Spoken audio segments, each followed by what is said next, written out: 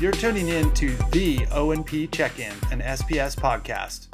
I'm Brendan Erickson, a regional sales manager at SPS. And my name is Jacki Green, a marketing specialist at SPS.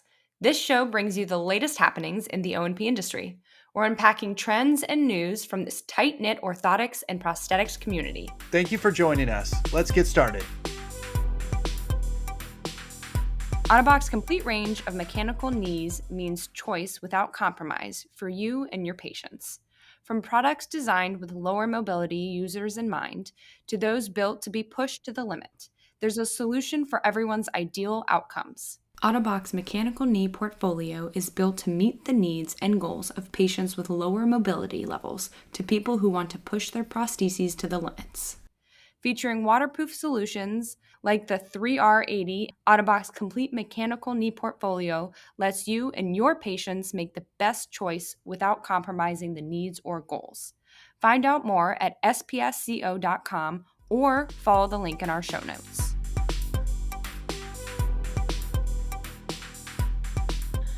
All right, Brendan, what's happening over at SPS? All right, so we have some really fun updates. We're here today to say congratulations to our scholarship winners. And this year we've got a tech scholarship that was given to Andrew up at Spokane Falls Community College. And we were there just last week on our clinical day and were able to present the check in person. So he received a nice big check for $2,500. Congrats, Andrew, for your leadership, your passion in the industry, and it really shined through on your submission. So congrats and thanks for all you do. Yeah, and we also had some recipients for our master's scholarship. And I think we have some exciting news this year, Brendan, because usually we give away 2. And if I'm correct, we gave away 3. We did. It was super tough this year. We had a tremendous amount of applications come in. And as you can imagine, it's pretty much an impossible choice to pick through all of them. We probably could have had 100 winners this year, but we were able to bump it up from 2 to 3. And those scholarships were given to Elena down in Florida at the International Institute of O&P, and Abby and Kellen up at Northwestern University. So if you guys want to read more about the scholarship, you can follow the link in the show notes. Yeah, and you can read more about Andrew, Elena, Abby, and Kellen in the link as well. Whether you're a master's or in a tech program anywhere across the nation, please submit, and hopefully we can give out this awesome scholarship again next year. Okay, I'm thrilled to welcome Rachel Friddle. Rachel is O&P royalty. She is 4th generation O&P and 3rd generation owner of Friddle's Orthopedic Appliances, Inc. In 2020, she served as president of the ABC Board of Directors and continues to serve on the board today. So we are super excited today to chat with her about the ins and outs of owning a family business. Welcome, Rachel. Hello, I'm happy to be here. Yeah, and thanks. Before we dive into today's topic, do you think you could just share a little bit about Friddle's Orthopedic Appliances history? Sure, absolutely. In 1929, my great-grandfather was a mechanical engineer for the railroad in Greenville, South Carolina. And he had some friends who asked him if he would be interested in going back to school to learn how to do prosthetic and orthotics from a technician standpoint and practitioner standpoint. So they were going to be opening up Shriners Hospital in Greenville. And so he was excited about the opportunity, and he took that mechanical engineering background and went to prosthetics and orthotics school and opened the facility within Shriners Hospital when Greenville opened in South Carolina. That is the prosthetics and orthotics department. So that was where he started. He had 3 children, and 2 of his sons, my grandfather, Frank Friddle Sr., and his brother, William Dewey Friddle, both went into prosthetics and orthotics and owned patient care facilities individually and worked for the Shriners Hospital system. My great uncle ended up selling to NovaCare to Hanger, and my grandfather kind of just stayed more independent.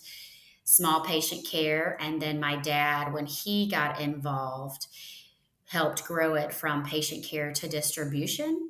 And so we've been a distribution central fabrication facility since the late 70s here in South Carolina.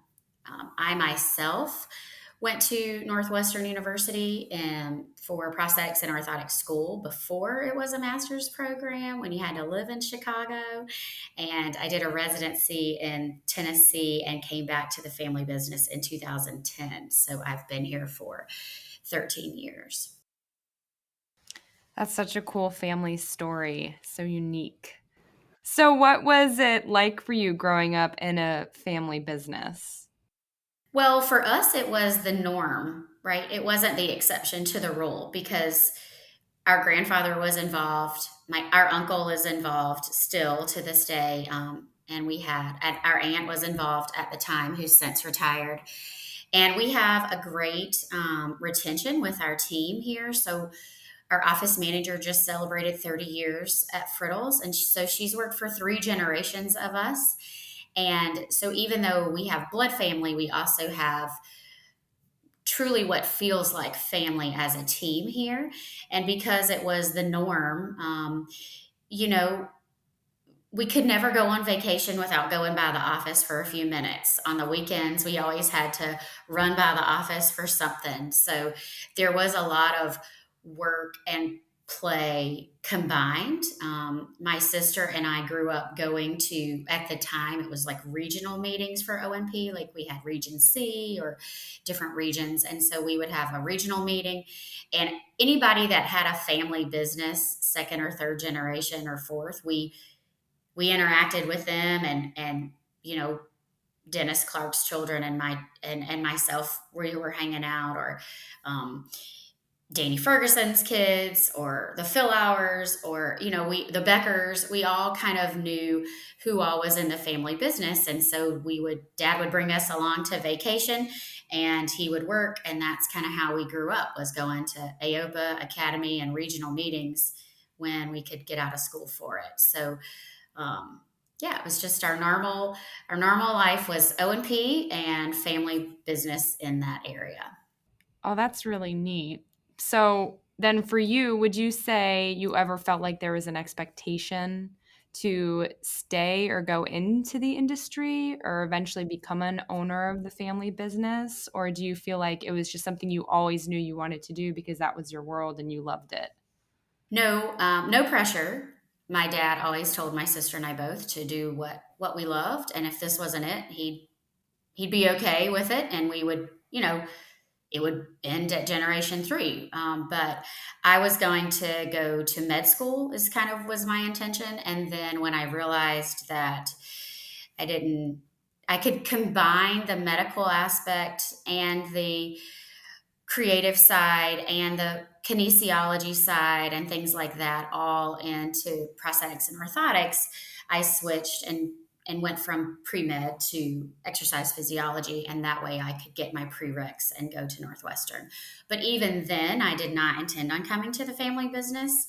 I worked at a residency at a private practice in Tennessee, restorative health services, and it was a great place for me to work and to learn. And the initial intention was not to leave the private world and go to the family business, but when I was ready to start a family of my own, it just seemed like the right move to be closer to family. And so I asked my dad if he could find a job for me just for a little bit. And I worked in Central Fab when I first started. And then that's when it really kind of took hold, if you will. And I started to have visions of my own for the company and bringing the CPO perspective. My dad's a CEO, so bringing that perspective and having the opportunity to work with my sister, all of that really is when I set the course to stay at Friddle's and maybe have ownership and work on it. It's pretty similar to a lot of our listeners out there. We've got a lot of small businesses out in O&P, and I think that your story resonates a lot with theirs because they're wearing a lot of hats, and ownership is one of them. When did you really know that you kind of wanted to make that step, and what was alluring to you about being, an actual owner of Friddles and not just be, a really solid contributor on the clinical side? So after I had been here for about a year and I was director of central fabrication, I knew then that I kind of wanted to stay. And then within another 2 or 3 years, my sister and I were talking to our dad about, moving into that ownership role and starting the buyout process. He and my mom were already at the time enjoying partial retirement, so to speak. I think he felt like things were in capable hands. And so we just helped encourage that. And, so I think when I started to have visions of growth and new potential, and we started to see those happen for us, and we started to grow and in new areas of manufacturing and central fabrication, it just really became a thing that my sister and I wanted that challenge, and so we worked with him on that, and haven't looked back really. Neat. So what was that transition like? I mean, one day, I mean, kind of like the king was just crowned over in Britain, like you took over the crown and you were an owner. What was the transition like? It was, it was great with our father being here and helping with guidance, and we would sit down and talk with him about plans, and get his perspective on things before we made big decisions. Our grandfather even was still around and kind of chiming in a lot too. And then I also became involved in a Vistage group. So it was a local group in Greenville, South Carolina, with other CEOs and business owners. And it was sort of like having a board of directors that weren't involved in your family or in your business. And that was helpful to also see guidance on just a whole variety of things when it comes to ownership and buyouts and things you need to consider. But it went really, really well. And I think as my dad gradually was spending more and more time away from the company on pleasurable trips, he loves to be in Alaska in the summer. Friddles is located in South Carolina, so it is really warm from now until October. And those were the months he kind of started to enjoy being in Alaska and fishing. So it started out with a month, and then 6 weeks, and then 2 months, and then 3 months. And so that transition from him stepping down perspective happened gradually as he spent more and more time away. And then it just got to be when he was here, we caught him up on what was going on, but then he was still enjoying his freedom. So, Seems like a win-win for him. yeah, I think so. He and my mom got to spend a lot of good times together and travel and do Yeah. things earlier, I think, than some people, because my sister and I were stepping in here. Yeah. While still kind of being a part of the family legacy in a way.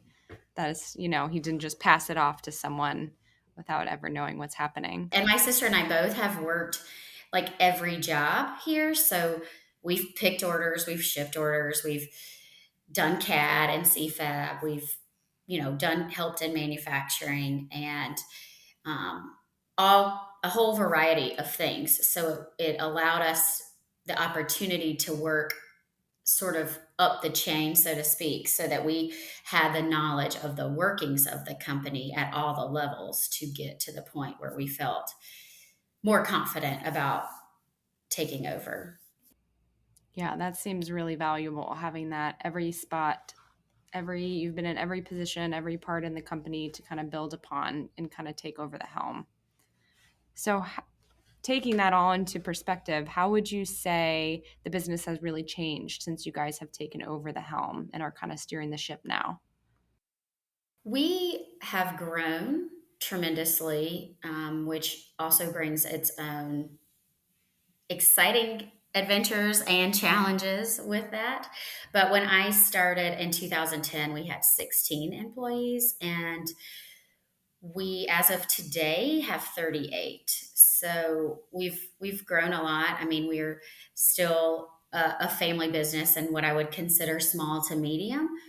But I think the growth in the manufacturing and some new product lines has really been what my sister and I have really tried to work and focus on, are bringing in areas where we're good, which is in manufacturing from a central fab or a private label or white label perspective. And that is where we really kind of try to focus our business and growth.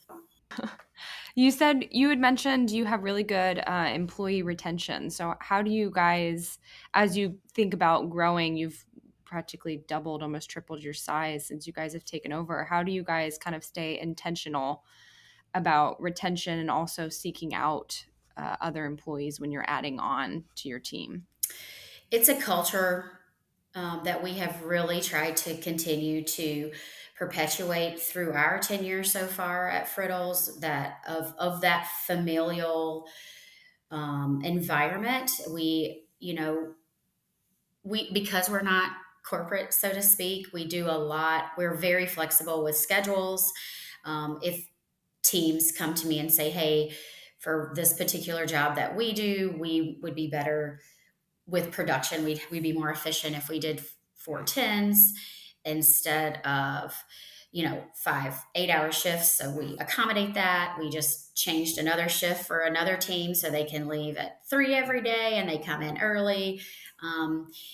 There are lots of benefits here. Friddles is also located on 80 acres with ponds to fish, and we have many donkeys, and it's a beautiful property. So I feel like, in addition to the familial environment, it's a therapeutic setting. We offer breaks during the day, and people will walk around the pond or they'll fish on their lunch break. And that's not everybody all the time, but we do try to have a culture of that work life balance and stressing the importance of that. And we realize that while we're a family and we want to be there for our family, whether it's parents or children or whatever, we encourage people to be there for their family also. And the team will help pitch in wherever we need to not try to, you know, be too strict on those types of things. So I feel like it's a cultural um, it's a culture thing that keeps the retention. That's awesome. What is the hardest part of working in a family business? Separating business and family is hard, um, especially when you know your family's quirks and nuances and things like that. It's hard. I definitely think we're an anomaly because we are really close outside of work and at work. But I think the separation is really really challenging sometimes, because if you are frustrated or you have um, challenges, you know, and it then it's really hard to sometimes articulate that and then move on and then get together for a family event, you know, um, or the pressure alone with knowing that you're responsible for your family, but you're also responsible for your extended family. That's challenging from an ownership perspective. When Becca and I talk, sometimes, we feel that daily. So Well, I bet the past couple of years have been difficult too, just with the pandemic and supply shortage and all of that. I mean, but how did you guys deal with that? every day was just a challenge. And you just have to there were decisions made on the fly. There are decisions made, you know, every day that were you don't know how it's going to turn out. Supply chain or price increases that you couldn't keep up with, or from a cash flow perspective, we're still asked to prepay for things that are in high demand so that we can make sure that we get those materials. If you prepay for it, you'll be the first on the list. Well, we don't want to miss out on the plastic or the alley plast or the whatever it is. And so we were just by the seat of our pants to some extent, trying to make decisions that would be the best to keep us in production. Wow, that must have been so hard. Like, I mean, just expanding on what you were saying, knowing that every decision you made affected not only yourself but your full extended family. So, congrats on getting through it. Yeah. And Friddles, as a, to the to the lay person, we tell them that if we describe Friddles, we're like a restaurant inside of a Costco. The central fabrication and the all of those areas of fab are the restaurants, right? We have like 3 or 4 of them, and then the Costco is our supply and distribution of raw materials. So we when we have supply chain issues or price increases or things like that, it not only affects what we are selling to customers, but it affects how do we manufacture. So if I can't get material not only to sell, it also means these other departments in central fabrication are going to be shut down too because they don't have material to make the jobs. So it was just a constant, um, you know, it was just a constant situation for Becca and I to make decisions on where do we put this material, or where do we put these jobs? Do we take them to Central Fab, or do we sell them to SPS? What do we do with this stuff? So, um, yeah, it was really challenging, and lots of struggles with that we had to communicate to our customers and our co-distributors, and we weren't the only ones. So, um, I guess that's the only positive, is that we were in the same boat as a lot of people when it came to some of those issues.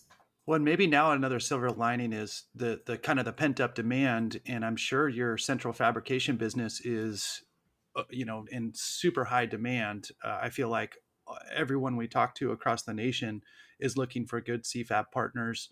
I know tech work is hard to find out there. Are you seeing that? Yes, it's growing, and we still don't have a problem right now with labor, which is great. We try to train from our local community, because that's where things are the best, people from around here. But Central Fab is definitely the part that has grown the most. When I talked those numbers earlier about, you know, employee numbers, it's mostly all in central fabrication. What is the most rewarding part of working with the family business and owning a family business? I think that we can all relate to each other. I think that's one of the most rewarding parts, is that when we've had a good day, and we're like, we hit numbers we haven't hit before, or we're doing things we've never done before, and we have these successes. It's relatable, and we can all celebrate in that. And if it's been a really bad day, or um, things have happened that weren't great, we can also relate to that. I don't have to communicate the frustrations of the workday, because it's understood, right? The family can carry the load a little bit, and it's not all one person sometimes. But the relatability, and then the successes of working with someone you do love. My sister and I are very close, and we can be frustrated at times at work, and both say, I need to step away for a minute. And then later that night, I can call her and we can meet out on the farm or in the backyard or whatever and have a beer. So, again, that doesn't speak true to everybody, but I think having family that has your back all the time, their intention is not ill intended. It's for the betterment of the company. That's always, the loyalty that's sort of built in there is also something you can't put a price tag on. That's invaluable. So, for our listeners out there that are interested in your business structure, what advice would you give? Boundaries. Set boundaries. Know your boundaries and set them. That's in life, in any relationship. But when you take family relationships and you combine them with business relationships, you need to have very clear boundaries. Our uncle that works with us, I made a comment about we just got a new software system, for example, a new ERP system. And it's challenging, when you've done something for 30 years to change that. And I made a comment, I'm sure you and your wife, my aunt, are tired of talking about this at dinner. And he said, we have a rule that we don't talk about work at home. And, my sister and I have times where we like, let's go to dinner and let's talk work or let's not talk work. And we try to set those boundaries. But even in the workplace, just being very clear about those is, I think, one of the most important things. And then when you do have decisions that need to be written down, decision matrix and decisions need to be written and they need to be documented, and you need to, hopefully you have a good attorney or a good accountant and you bring them in and everybody hears the same thing and it's very clear the expectations. Because while I love a handshake agreement and still do them today, I think that when it comes to family, for big decisions like that, you need to make sure the expectations are very clear and written out and documented. Those are two really good pieces in general, boundaries and expectations. Yep. Yeah, I was going to say, this is awesome advice. Yeah. I want to just implement it in my own life now. I can see my shortcomings. I can't say enough good things about either one of those. Yeah. That's a whole other podcast conversation. But. Yeah. Well, that's so cool. Well, so is there anything that you would like to add? Any topics that are burning in your brain that you want to get out to our listeners? I mean, I don't think so. Prosthetics and orthotics is just a profession that's been a part of our life for 4 generations, and it's a great profession. It's so rewarding, and there's so many good people still out there that are generational, and there are so many good people that are just coming into the profession. But I just encourage people to get involved in some way, not just in giving back with their career path, but within volunteering or organizations within their community, because the profession will give back to you what you put into it. But it's a great one to be involved in, and I'm really thankful that we found our way in 1929 into this profession. Well said, and we're happy to have you. Like I said, I think you guys are known as O&P royalty. So thank you for everything you've done for the profession. Yeah, incredible family legacy. And thank you so much for joining us today. This is awesome. You're so welcome. I'm thankful that you guys asked me to do it. So if you would like to connect with Rachel on LinkedIn or learn more about Friddle's Orthopedic Appliances, Inc., follow the link in our show notes. Thank you for tuning in to the O&P Check-in, an SPS podcast. If you haven't already, be sure to subscribe to the show on Spotify, Apple Podcasts, Stitcher, or wherever you listen to episodes. And while you're at it, rate and review the podcast to help fellow O&P professionals find us. Email us your topic suggestions and feedback at spspodcast@spsco.com. See you next time.